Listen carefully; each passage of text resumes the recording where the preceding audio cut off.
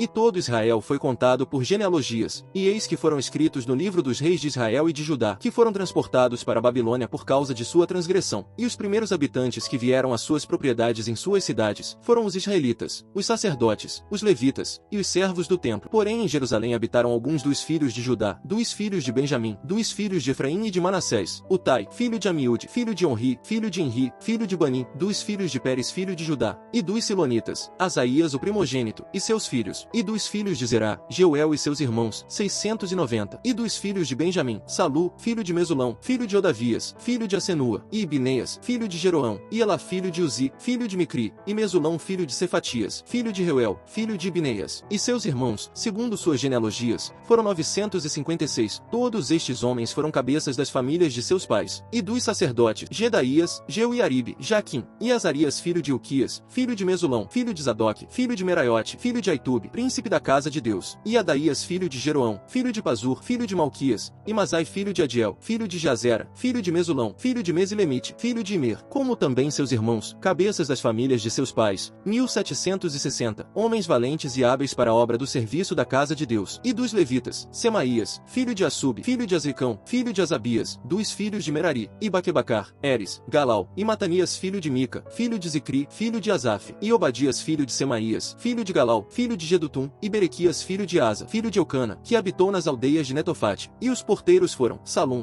Acube, Talmon, Aimã, e seus irmãos, cujo líder era Salum, o qual até agora fica junto à porta do rei ao oriente. Estes foram os porteiros do acampamento dos filhos de Levi, e Salum, filho de Coré, filho de Ebiasaf, filho de Corá, e seus irmãos da família de seu pai, os coraitas, foram encarregados da obra do serviço, guardando os umbrais do tabernáculo, assim como seus pais foram capitães do acampamento do Senhor, que guardavam a entrada. E Finéias, filho de Eleazar, havia sido antes comandante sobre eles, e o Senhor era com ele. E Zacarias, filho de Meselemias, era porteiro da porta da tenda do ajuntamento. Todos estes, escolhidos para porteiros dos umbrais, foram 212, e estes foram registrados em suas genealogias, segundo suas aldeias, e Davi e o vidente Samuel os constituíram em seu ofício. Assim eles e seus filhos estiveram junto às portas da casa do Senhor, a casa do tabernáculo, como guardas. Os porteiros estavam aos 4 ventos, ao oriente, ao ocidente, ao norte e ao sul. E seus irmãos que estavam em suas aldeias vinham de tempos em tempos para durante 7 dias servirem com eles, pois havia naquele ofício chefes dos porteiros, que eram levitas, e eles eram encarregados das câmaras e dos tesouros da casa de Deus, e passavam a noite ao redor da casa de Deus, porque eram responsáveis pela guarda, e por abri-la a cada manhã. Alguns destes eram encarregados dos utensílios do serviço, pois os colocavam contados, e contados os tiravam. E outros deles eram encarregados da mobília, e de todos os utensílios do santuário, como também da farinha, do vinho, do azeite, do incenso, e das especiarias. E alguns dos filhos dos sacerdotes faziam o perfume das especiarias. E Matitias, um dos levitas, primogênito de Salum coraíta, era encarregados das coisas que se faziam em assadeiras. E alguns de seus irmãos, dos filhos dos coatitas, eram encarregados dos pães da proposição, para os prepararem para todos os sábados. E destes também havia os cantores, cabeças das famílias dos levitas, os quais estavam isentos de outros serviços em suas câmaras, porque de dia e de noite estavam encarregados naquela obra. Estes foram os cabeças das famílias dos levitas, cabeças em suas genealogias, os quais habitaram em Jerusalém. E em Gibeão habitaram Jeiel, pai de Gibeão, e o nome de sua mulher era Maaca, e seu filho primogênito Abidom, depois Zur, Quis, Baal, Ner, Nadab, Gedor, Aió, Zacarias, e Miclote. E Miclote gerou a Simeia. E também estes habitaram em Jerusalém junto de seus irmãos. E Ner gerou a Quis, Quis gerou a Saul, e Saul gerou a Jonatas, a Malquizua, a Abinadab, e a Isbaal. E filho de Jonatas foi Meribe-Baal, e Meribe-Baal gerou a Mica. E os filhos de Mica foram Pitom, Meleque, Tareia, e Acais, que gerou a Jará, Jará gerou a Lemete, a Asmavete, e a Zinri, e Zinri gerou a Mosa, e Mosa gerou a Bineá, cujo filho foi Refaías, cujo filho foi Eleazar, cujo filho foi Azel. E Azel teve 6 filhos, cujos nomes foram Asricão, Bocru, Ismael, Searias, Obadias, e Anã. Estes foram os filhos de Azel. Os filisteus guerrearam contra Israel, e os homens de Israel fugiram diante deles, e caíram feridos no monte de Gilboa. E os filisteus perseguiram a Saul e a seus filhos, e os filisteus mataram Jonatas, Abinadab, e Malquizua, filhos de Saul. E a batalha se dificultou sobre Saul, os flecheiros o alcançaram, e ele foi ferido pelos flecheiros. Então Saul disse a seu escudeiro: tira a tua espada, e atravessa-me com ela, para que não aconteça que estes incircuncisos venham, e escarneçam de mim. Porém seu escudeiro não quis, porque tinha muito medo. Então Saul tomou a espada, e se lançou sobre ela. E quando seu escudeiro viu que Saul estava morto, ele também se lançou sobre sua espada, e morreu. Assim Saul e seus 3 filhos morreram, e toda a sua casa morreu juntamente com ele. E quando todos os homens de Israel que estavam no vale viram que o exército havia fugido, e que Saul e seus filhos filhos estavam mortos, deixaram suas cidades, e fugiram. Então os filisteus vieram, e habitaram nelas. E no dia seguinte, quando os filisteus vieram para despojar os mortos, acharam Saul e seus filhos estendidos no monte de Gilboa. Então o despiram, tomaram sua cabeça e suas armas, e as enviaram por toda a terra dos filisteus para anunciarem a seus ídolos e ao povo. E puseram suas armas no templo de seu Deus, e colocaram sua cabeça no templo de Dagom. E quando todos os de Jabes de Gileade ouviram tudo quanto filisteus haviam feito a Saul, todos os homens valentes se levantaram, tomaram o corpo de Saul e os corpos de seus filhos, e os trouxeram a Jabes, e sepultaram seus ossos debaixo de um carvalho em Jabes, e jejuaram durante 7 dias. Assim Saul morreu por sua transgressão com que havia transgredido contra o Senhor, por causa da palavra do Senhor, a qual ele não obedeceu, e por ter buscado a médium para lhe consultar, e não ter buscado ao Senhor. Por isso ele o matou, e passou o reino a Davi, filho de Jessé.